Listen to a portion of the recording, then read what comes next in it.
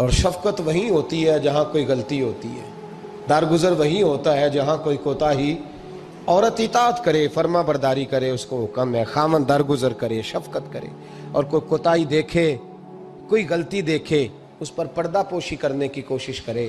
یاد رکھیں اعلیٰ حضرت فاضل بریلوی رحمۃ اللہ علیہ فرماتے ہیں جو مردان خدا ہیں، جو اللہ کے بندے ہیں، جو مردان خدا ہیں، فرمایا ان کا طریقہ تو یہ ہے کہ وہ اپنے گھر والوں کی بڑی بڑی غلطیاں معاف کرتے ہیں، بڑی بڑی کوتاہیاں، بڑی بڑی۔ حضرت ابو الحسن رحمۃ اللہ تعالیٰ علیہ، جناب ابو الحسن خرقانی بہت بڑے درویش صوفی گزرے اور صاحب بصیرت اور زندہ اور بیدار مغز صوفی تھے، صرف ہو والے صوفی نہیں تھے۔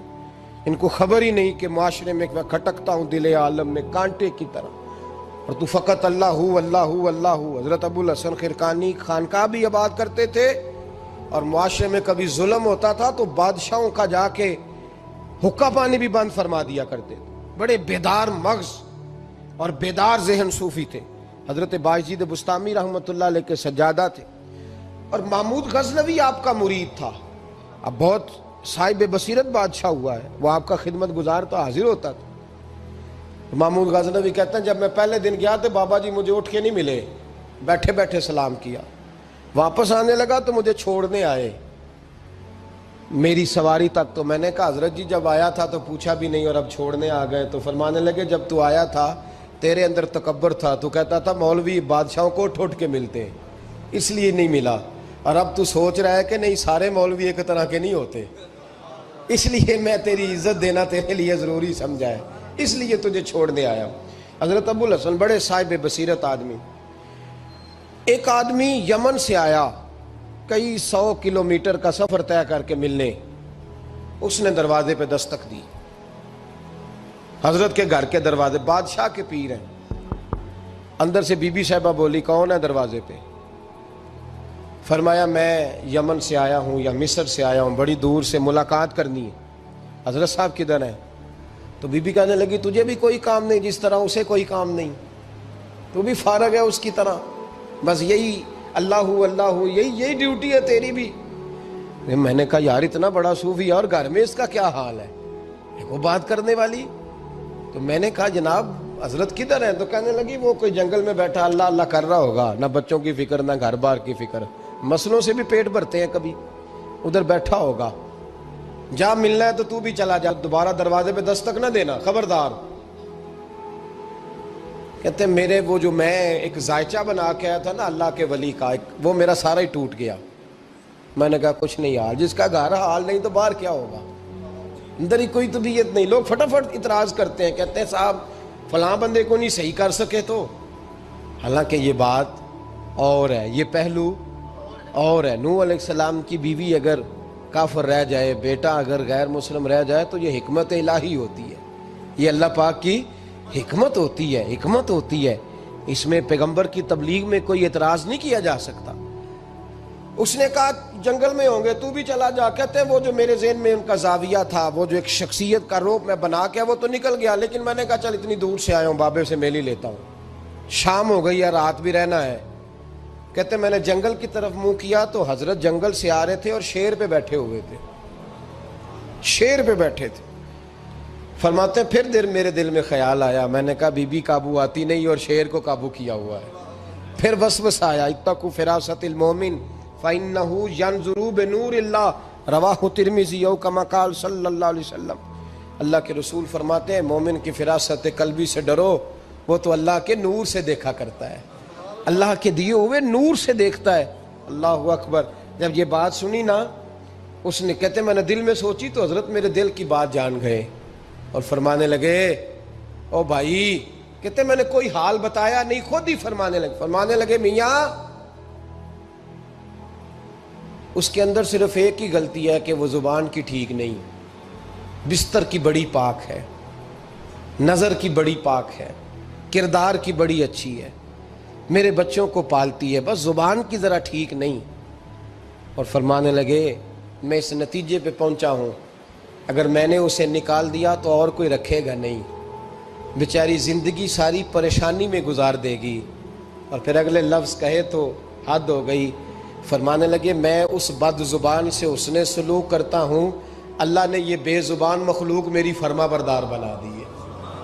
فرمایا یہ میرے وظیفوں چلوں عبادتوں سے نہیں آیا شعر، یہ اس بد زبان سے حسن سلوک کرتا ہوں تو رب نے یہ بے زبان مخلوق میری، اب یہ گنجائش، یہ حکم خامن کے لیے ہے، یہ تقریر سن کے بی بی نہ کہہ دے کہ میں نے بد زبان ہونا ہے، تو آپ فرما برداری کریں میری، تو یہ جس کے لیے بات ہو اسی تک رہے۔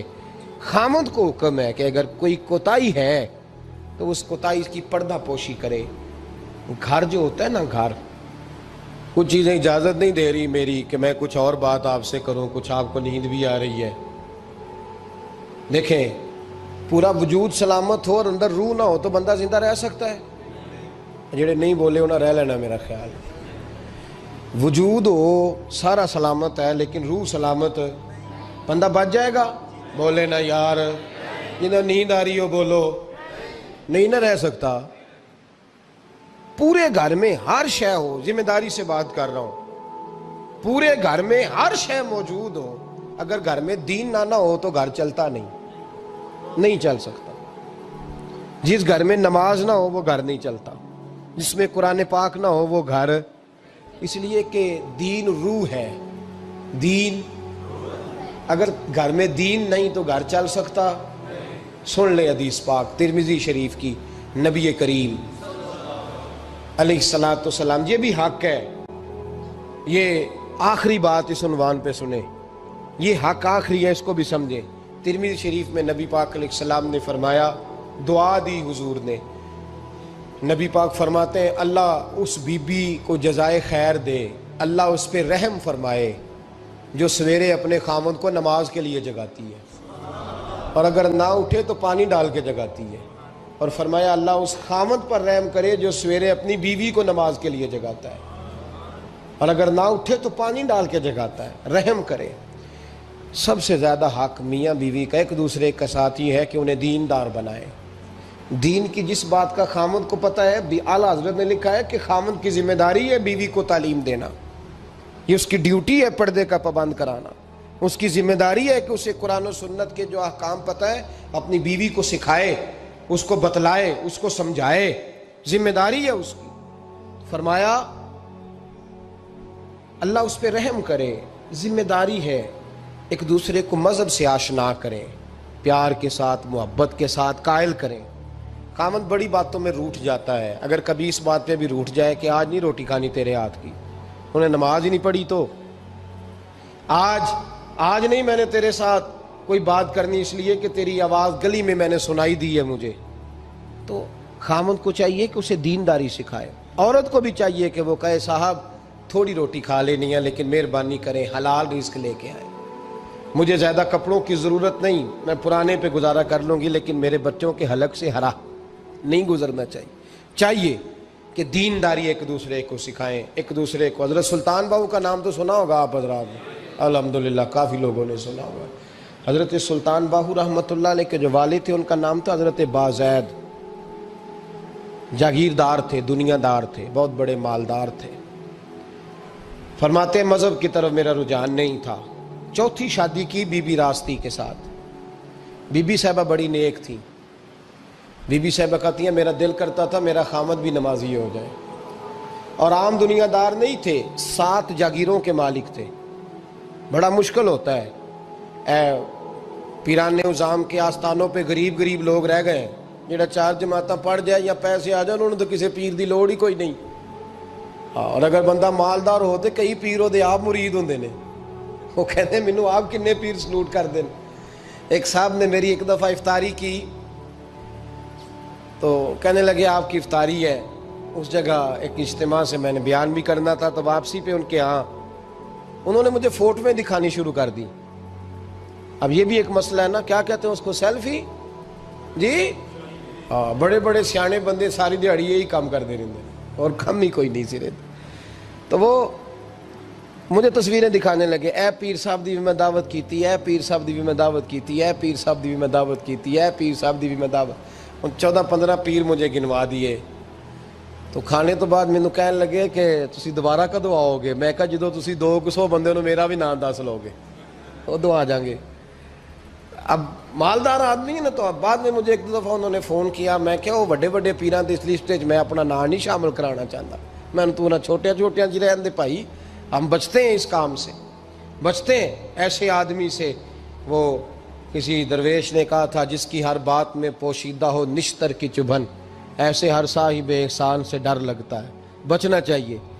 تو مالداروں کے تو آپ بڑے مرید ہوتے ہیں، کئی پیر حاضریاں دیتے پھرتے ہیں، کئی مولوی دستے نگر ہوتے ہیں، معاذ اللہ، اللہ خودداری اور عزت نفس عطا کرے، آمین تو کہہ دیجئے، دینداری کے اللہ توفیق عطا فرمائے۔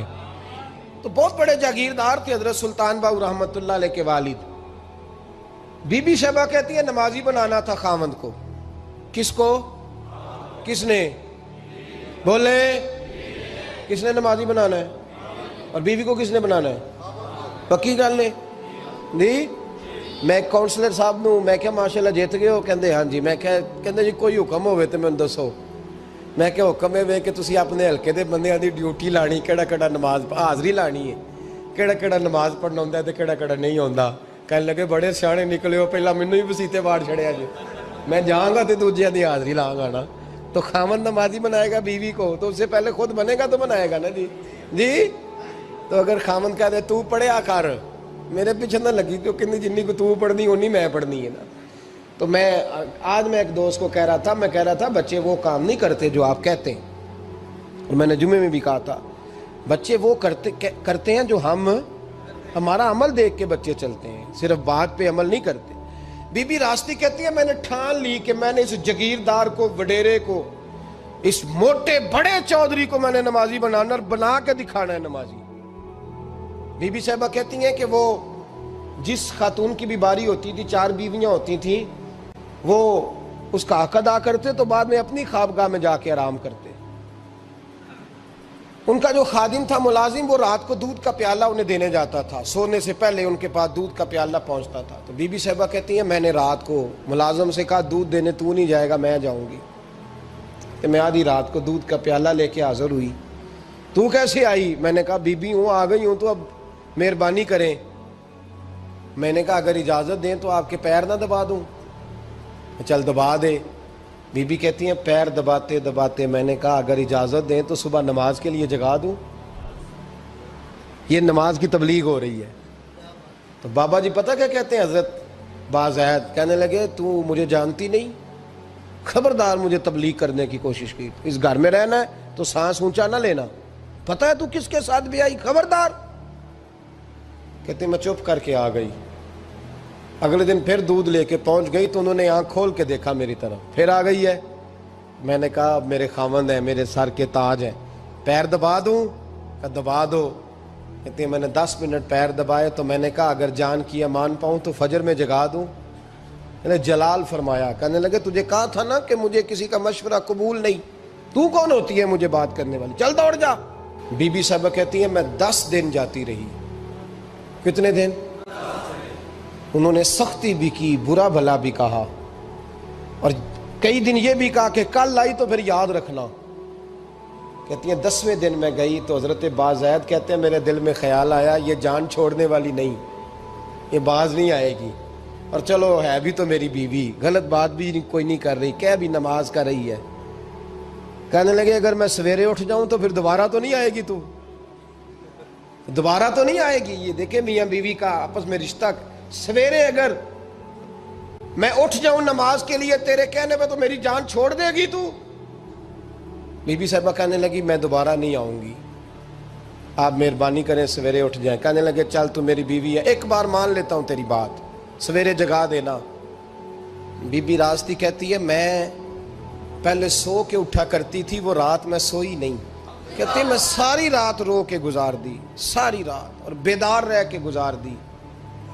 سویرے فجر کے وقت پانی گرم کیا، بغل میں مصلی لیا، خامد کو بیدار کیا، وضو کرایا، اور کہتی ہیں جب وہ اللہ اکبر کہہ کے سنتوں کی نیت باندھی تو میرے اس طرح آنسو گرے جیسے سیلاب آتا ہے اور دریا کا بند ٹوٹتا ہے، اور میں نے رو کے کہا مولا میرے اختیار میں یہیں تک تھا، میں مصلی پہ کھڑا کر سکتی ہوں، میں دل تو نہیں نہ بدل سکتی، وہ تیرے قبضے میں ہے، مقلب القلوب ہے، فضل کر اس کا دل بدل دے۔ فرماتی ہیں میں روتی رہی، 2 رکعتیں پڑھ کے میری طرف دیکھا تو فرضوں کی نیت باندھ لی، اور 2 فرض پڑھ کے پھر میری طرف دیکھا، کہنے لگے خبردار سویرے جگانے آئی تو۔ میں نے کہا جی نہیں جگاتی۔ میری طرف دیکھ کے کہنے لگے تو نہیں جگائے گی آج کے بعد میں تجھے نماز کے لیے جگایا کروں گا، میں تجھے جگاؤں گا۔ آپ فرمانے لگی وہ نمازی بن گئے، میں پہلے ہی نمازی تھی۔ جب ان 2 نمازیوں کا ملاپ ہوا تو اللہ نے سلطان باہو جیسا بیٹا عطا فرمایا، سلطان باہو جیسا بیٹا عطا فرمایا۔ میرے بھائی، میاں بیوی ایک دوسرے کو دیندار بنائیں گے، ایک دوسرے کو نمازی بنائیں گے، وہ ایک دوسرے پہ، اور کس طرح کا؟ بڑا مشکل ہوتا ہے بیوی اپنے خاوند کی تعریف کرے، مشکل ہوتی ہے۔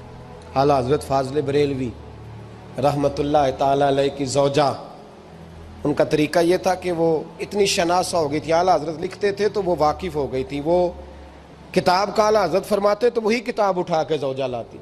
اس زمانے میں قلم بنتے تھے اپنے ہاتھوں سے، لوگ چھری لے کے اس کے ساتھ قلم بنایا کرتے تھے، تو قلم بنا کے سیاہی رکھتی، کاغذ کئی دفعہ ڈانٹ دیتے، اعلیٰ حضرت کئی دفعہ ڈانٹ دیتے، لیکن اماں جی سنتی۔ وقت وصال آیا تو ایک دن فرمانے لگے حامد رضا کی ماں، تو نے ساری زندگی مانگا کچھ نہیں، تو نے میری بڑی نوکری کی، میرے دین کے کاموں میں سب سے بڑی مددگار تو تھی، چل کچھ چیز مانگ لے۔ جب دین کے رشتے ہوتے ہیں تو پھر معاملے بھی دینداری کے طے ہوتے ہیں، کچھ مانگ لے۔ بڑا کچھ مانگ لیتی ہیں نا بیویاں، بڑا کچھ۔ اعلیٰ حضرت کی زوجہ کیا کہتی ہیں میں نے آپ کو صبح و شام دیکھا ہے، میں نے آپ کے دکھ سکھ دیکھے، خوشی غمی میں آپ کا رویہ دیکھا ہے، میں نے آپ کو ہمیشہ دیندار اور پرہیزگار پایا ہے، اگر مجھے کچھ دینا ہے تو ہاتھ اٹھا کے میری بخشش کی دعا کر دیں، اور اگر صبح قیامت مجھے ضرورت پڑی تو میری سفارش کر دیں گے۔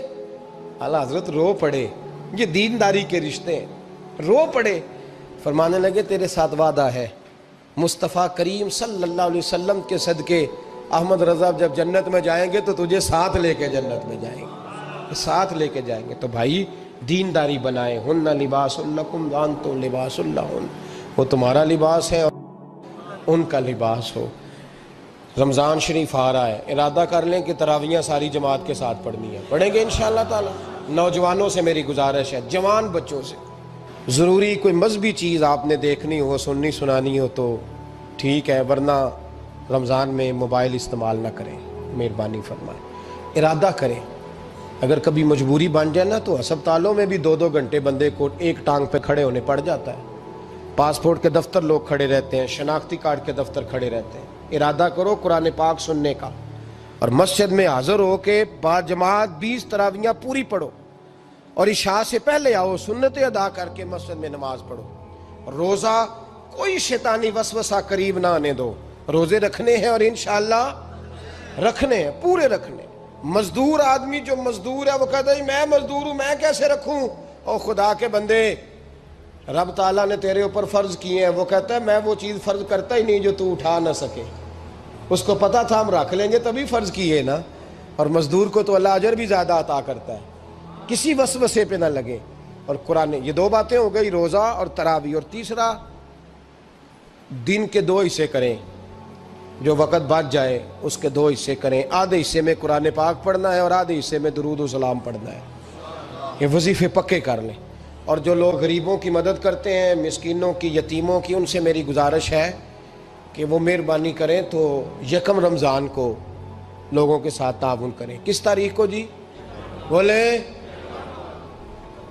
قاری صاحب نے سوٹ کدن دیں ہو جی، تاکہ کوئی درزی سی کے نہ دے وے، ایک کدھر پا نہ لے وے سوٹ، مولوی بھی نواں، یہ ساڈا مولوی یہ تے پرانے دی چنگا لگتا ہے، اور پہلے دے میاں یہ کام بھی پہلے کریں تاکہ وہ سلا لیں اور سلا کے پہن لیں۔ میری باتوں کی سمجھ آ رہی ہے آپ حضرات کو؟ غریب کے ساتھ، مسکین کے ساتھ، جس کے ساتھ بھی کو تعاون کرنا ہے وہ پہلے کریں، پہلے اپنے بچوں کے کپڑے بعد میں اور غریبوں کے بچوں کو پہلے، تاکہ وہ شریک ہو، رمضان میں شریک ہو، کسی کو سودا پہلے دیں، جو پہلے کرنے کے کام ہیں ان کو پہلے کریں، مہربانی فرمائیں۔ رمضان کی نیت کریں، ارادہ کریں، اپنے اندر ذوق پیدا کریں۔ میں نے اپنے دوستوں کو کل سبق دیا ہے کہ کام مجبوری سے بھی ہو جاتا ہے اور شوق سے بھی لیکن مجبوری سے کرنے سے مزہ نہیں آتا. شوق سے کریں تو مزہ ہی آ جاتا ہے. مزہ نہیں، مزہ ہی آ جاتا ہے. تو کام کریں گے، لطف آئے گا آپ کو روزے رکھنے کا، عبادت کرنے کا، لیکن لطف کے ساتھ کریں.